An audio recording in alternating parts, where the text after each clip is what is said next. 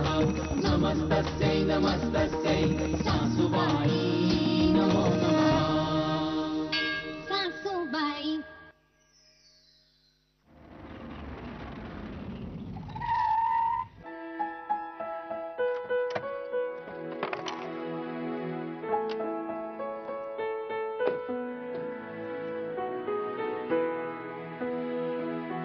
दादा, आपण आपल्या वाड्यावर का आलोय? अहो ऋषी, आपण वाड्यावर आलाय का? मला नाही माहित.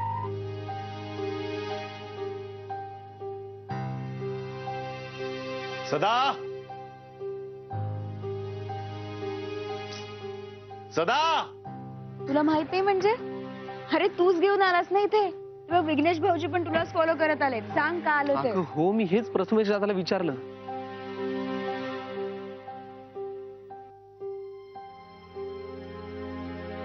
चल आत चल. आता काय? आधी आत तर चला, मग कळेल ना. तू पण परमेश्वरा. दादा, आपण आत्याकडून सरळ आपल्या घरी जाणार होतो ना? मग तुम्हाला गाडी इथे वाड्यावर का आणायला सांगितलीस? दादा, तुझ्या मनात काहीतरी चाललंय. सांग ना, काय झालं? काही प्रॉब्लेम आहे का? दादा, दादा प्लीज बोल ना. या क्षणी तुझ्या मनात काय चाललंय ते मी नीट ओळखू शकतो. या सगळ्या प्रकारामुळे तू जितका वहिनींवर चिडलायस ना, त्याच्याहून कित्येक पटीने जास्त मी कॅशवरती चिडलो. पण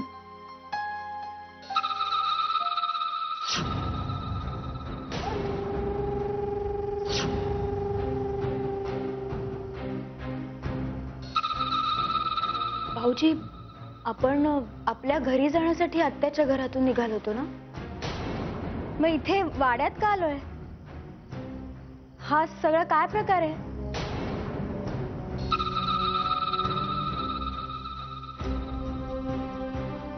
अहो, तुम्ही काही बोलणार आहात की नाही? हे बघा, तुम्हाला मुलींची काळजी नसेल, पण मला आहे. हा, इतके दिवस झाले त्यांना भेटली नाही. कधी एकदा घरी जाते आणि त्यांना जवळ घेते असं झालंय. हे बघा, तुम्ही मला फक्त एवढं सांगा की आपण इथून कधी निघायचं, नाहीतर मी. नाहीतर काय?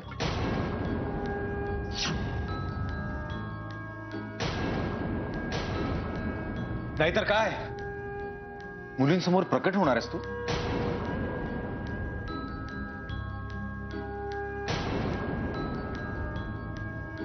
नाही, तू मनात आणलंस तर तू त्यांच्यासमोर प्रकट हो ना.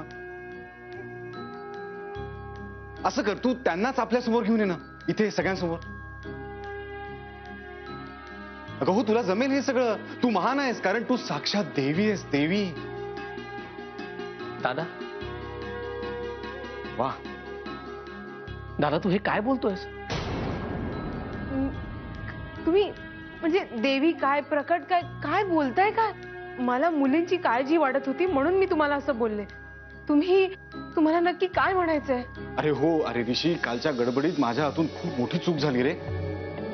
नाही म्हणजे त्या सगळ्या धांदलीमध्ये ना देवीची पूजाच करायची राहून गेली. आता देवीचा कोप होऊ नये ना, म्हणून मी आता तिची पूजा करतो. मग दादा, दगडी माते की जय, दगडी माते की जय, दगडी माते की जय, दगडी माते की जय.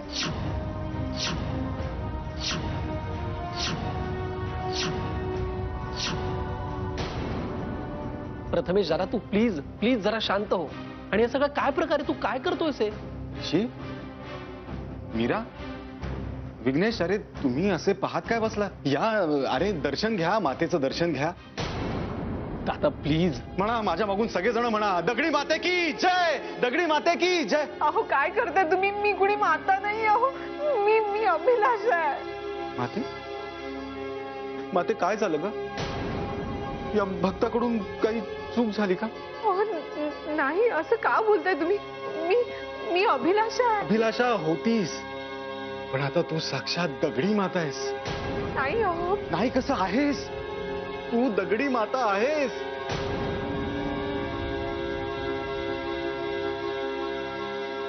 अगं आतापर्यंत आत्याच्या घरावर तुझी कृपा होती ना, म्हणून तू माईंच्या अंगात यायचीस. पण आता आमचं नशीब थोर, म्हणून म्हणून तू या रत्नपारखींच्या घरी आलीस. माते, मी तुला खुश करण्यासाठी काय करू? तुझी आरती म्हणू का मी? हा, चालेल तुला? पण मला ना दगडी मातेची आरती कोणती आहे खरंच माहिती नाही. मी एक काम करतो, मी कुठल्या तरी देवीची आरती म्हणतो. आजच्या दिवस तू तुझी म्हणून समजून घेशील देवी. आजच्या दिवस फक्त समजून घे. पण यानंतर मात्र रोज तुझी वेळेवर आरती होणार, रोज सागर संगीत पूजा होणार. हो, असं काय करताय तुम्ही? ह्या पायांची पूजा होणार म्हणजे काय, मी स्वतः करणार आहे माते, खरंच. बरं मला सांग, नैवेद्यात तुला काय हवं? हा, तुला जे हवं ना ते रोज तुला नैवेद्यात मिळणार. मीरा, तू करून देशील ना नैवेद्य? देशील काय? ती देणारच, ती पण देवभक्तच आहे ना. ती रोज तुला हवा तो नैवेद्य करून देणार माते. तू अजिबात काळजी करू नको, फक्त तुझा कोप आमच्यावर होऊ देऊ नकोस माते. अहो, काय बोलताय तुम्ही? मी काय बडबड करत बसलोय? अरे आरतीची वेळ झाली आहे, चला चला आरती म्हणूया आपण. दगडी मातेची आरती म्हणूया. या या, चला आरती करूया आपण. देवीची आरती दादा करूया. शांत हो तू. काय करतोय दादा? मीरा, ऋषी, तुम्ही तरी यांना समजवा ना. ऋषी समजाव ना. दादा प्लीज तू शांत हो ना प्लीज. अरे ऋषी, इतक्या वर्षांनी माझे डोळे उघडले. मला कळून चुकलंय विघ्नेश, माझी बायको ही कुणी साधी बाई नाहीये. ती साक्षात देवी आहे, देवी.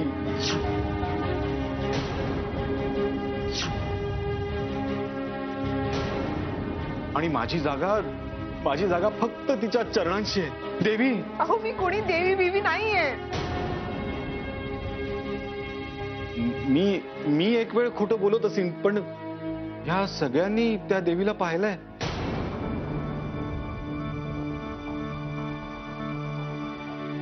हे सगळे पण खोटं बोलतायत असं म्हणायचंय का तुला माते? बोल ना. नाही म्हणजे ती देवी आली होती. ती देवी त्या दिवशी आली होती आणि तिने आत्याच्या घरच्या सगळ्यांना उपदेश करताना या सगळ्यांनीच पाहिलाय. हो ना? हा कॅश विघ्नेश, आम्हाला त्याच देवीचं दर्शन पुन्हा हवंय. माते, देशील ना दर्शन? बोल ना माते, बोल, असं नको. माते बोल, मी काय करू? तू दर्शन देणार असेल ना, मी तुला साष्टांग दंडवत घालायला सुद्धा तयार आहे. माते की जय. अरे दादा,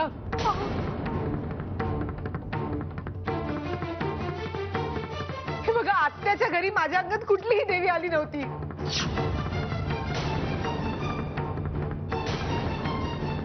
मग ते सगळं काय होतं? ते सगळं नाटक होतं.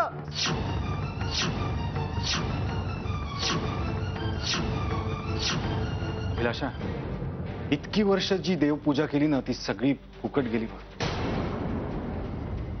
नाही, तू देवी अंगात येण्याचं नाटक केलं म्हणून नाही,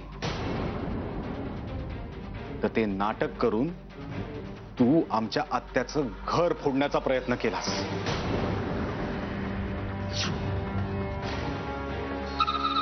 आतापर्यंत तुझी ही सगळी नाटकं घरात चालली होती ना, म्हणून ठीक होतं. या चार भिंतींच्या आत सगळं घडत होतं म्हणून मीही गप्प होतो. पण अभिलाष, मला वाटलं होतं कधीतरी तुला तुझी चूक समजेल आणि तू सुधारशील. पण दुसऱ्यांच्या घरात जाऊन आपल्या घरातल्या संस्कारांचे तू असे धिंडवडे काढशील ना, असं मला कधीच वाटलं नव्हतं.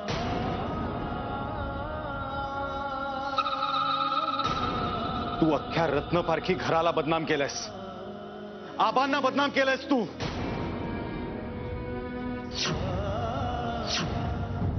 मला माफ करा, माझं खरंच चुकलं. हे बघा, कोणीतरी मला सांगितलं आणि मी. बस अभिलाषा,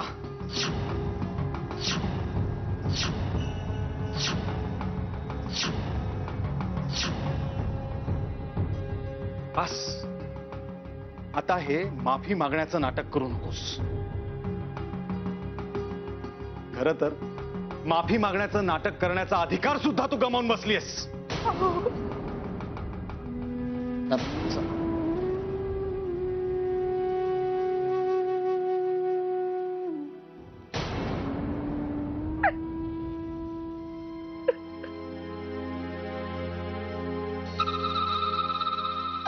अभिलाषा वहिनी, प्लीज प्लीज रडू नका आता. जे झालं ते झालं. तुम्ही शांत व्हा बरं. प्रथमेश दादा जेव्हा शांत होतील तेव्हा जाऊन माफी मागा. मग सगळं ठीक होईल.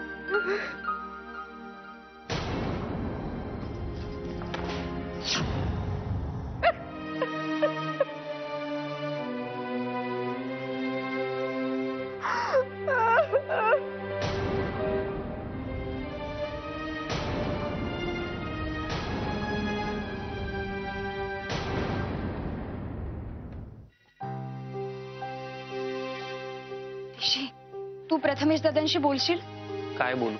एकतर अभिलाषा वहिनी आत्यांकडे जे काही वागलं ना त्याच्यामुळे तो खूप हर्ट झालाय. आणि आता त्याला कुठल्या भाषेत समजावणं मला खरंच कळत नाहीये. मला तर वेगळंच टेन्शन आलंय.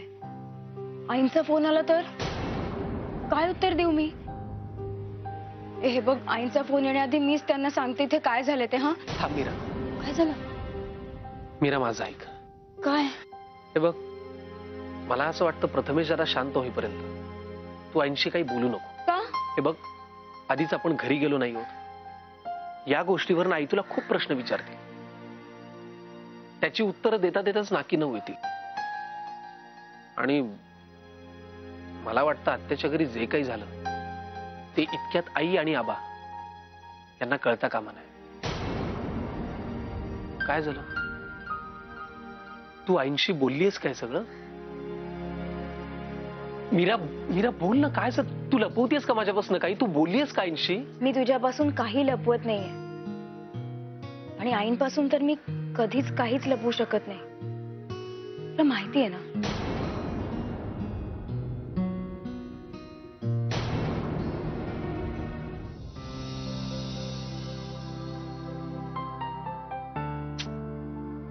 आता ह्या सगळ्या गोष्टी सासूबाईंना नाही कळल्या म्हणजे मिळवलं. काय?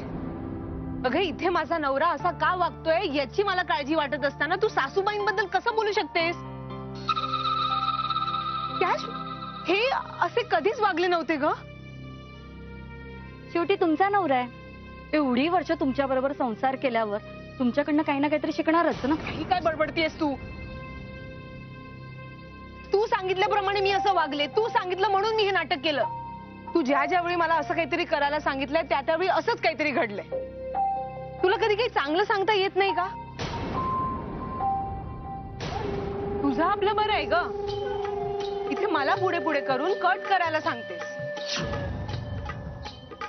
माझ्या अंगात देवी येण्याचं नाटक करायला मला भाग पडतेस. आत्याचं घर फोडायलाही मलाच भाग पाडतेस. पण तुझा नवरा मात्र तुला काहीच बोलत नाही. नाहीच बोलणार. का? का नाही बोलणार? कारण जेव्हा मी प्लॅन करते तेव्हा मी कुठलाही पुरावा पाठी ठेवत नाही. मीच मूर्ख आहे. मलाच हे काही जमत नाही. हो, अगदी बरोबर. आता हेच देवीचंच बघा ना. देवी कुणाची? माईंची. अंगात कुणाची आली? तुमच्या. का आली? कारण आत्याचं घर फोडण्यासाठी. आता आत्याचं घर फोडायचंय ही जरी कल्पना माझी असली तरी त्यामध्ये मी कुठेच नाहीये, नाही का? आणि आता हे जे काही घडतंय त्यामध्ये प्रथमेश भाऊजींचं बोलणं कोण ऐकतंय? तुम्ही. मी कुठे आहे? मी कुठेही नाहीये.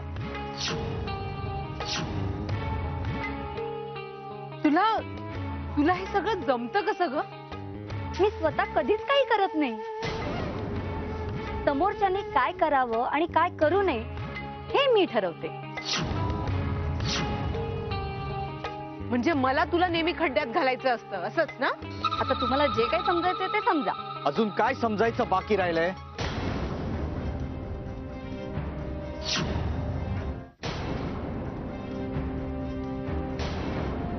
आतापर्यंत तुझ्यावर फक्त संशय होता कॅश, पण आज खात्री पटली. अरे विघ्नेश, मी काय बोलते ते ऐकून तर अगं बोल ना, बोल. ते काय? बोल ना आता. हा बोल ना. नवरा आहे ना समोर, आता बोल. वहिनी, प्रथमेश शेठ आहेत का? कोण तुम्ही? आम्ही इथले गावकरी आहोत, मजुरीची कामं करतो.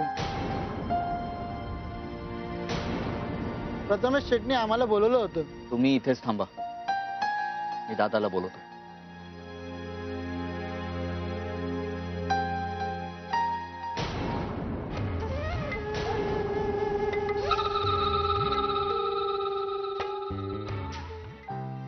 प्रथमेश दादा, प्रथमेश दादा, प्रथमेश दादा, अरे तुला बाहेर भेटायला कोणतरी आलंय. काय झालं? मी बाहेर गेल्यापासून हा बाहेर नाही का आलाय दादा? नाही. प्रथमेश दादा, तू दार उघडत नाहीये? नाही. प्रथमेश दादा, दादा, दादा तू दार का उघडत नाहीयेस? प्रथमेश दादा तू बाहेर ये आधी प्लीज. प्रथमेश दादा, ए दादा, दार नाही उघडत. प्रथमेश दादा, काय झालं? प्रथमेश दादा, अहो अहो बाजू, अहो अहो दार उघडा ना. ऋषी विघ्नी सांग ना. अहो ऐकताय ना दादा? ऋषी सांग ना. प्रथमेश दादा, दादा प्लीज तू ऐकतोस का आमचं बोलणं? नाही नाही वहिनी, असं काही होणार नाही. प्रथमेश दादा तू बाहेर आहे. प्रथमेश दादा, तुम्ही शांत राहा बरं. प्रथमेश दादा ऐकलत का? दादा आता तरी दार उघडणारे आम्ही सगळे.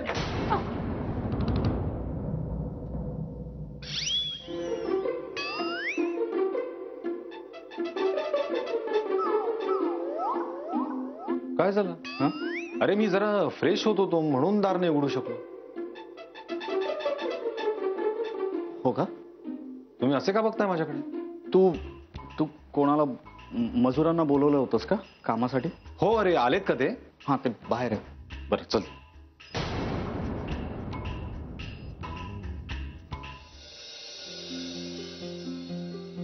आलात? आम्हाला कशापायी बोलवलं? काय काम काढलंय का? काम नाही, कामं काढलीत. त्याला बरेच दिवस लागणार आहेत, कळलं? दादा कुठलं काम काढलंय आणि एवढं अर्जंटली का बोलवलंयस त्यांना? आता जर इथे राहायचं असेल तर कामं तर करूनच घ्यायला हवीत ना. अरे पण इथे राहणार कोण आहे आणि का? तुम्ही एक काम करा, मागच्या बाजूला जाऊन साफसफाई सुरू करा. बाकीची कामं तुम्हाला नंतर सांगतो. ठीक आहे. जा निघा. दादा, हे सगळं ठीक आहे, पण इथे कोण राहणार आहे?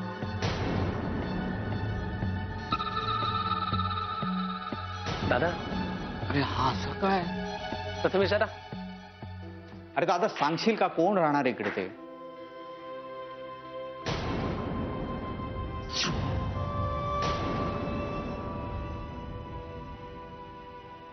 हे बघ विघ्नेश, आत्याच्या घरी माझी बायको जे काही वागली ना, त्याचं मला खूप वाईट वाटलंय. तिने तिथे जी काही नाटकं केली त्यामुळे तिचा नवरा म्हणून मला स्वतःचीच लाज वाटायला लागली. आणि खरं सांगायचं तर माझ्या बायकोवर आता अजिबात विश्वास नाही. ती सगळ्या मर्यादा पार करून मोकळी झाली आणि अशा ढोंगी आणि नाटकी बाईचा नवरा म्हणून त्या घरात जाण्याची माझी तरी हिंमत नाही.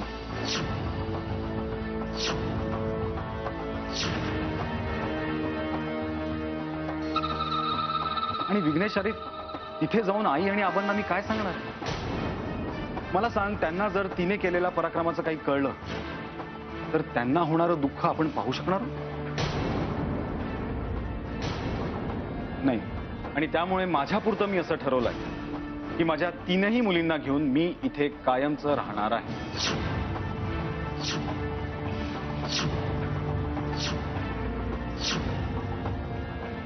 आता माझ्या बायकोला जर माझ्या मर्जीनुसार इथे राहायचं असेल तर माझी काहीच हरकत नाही.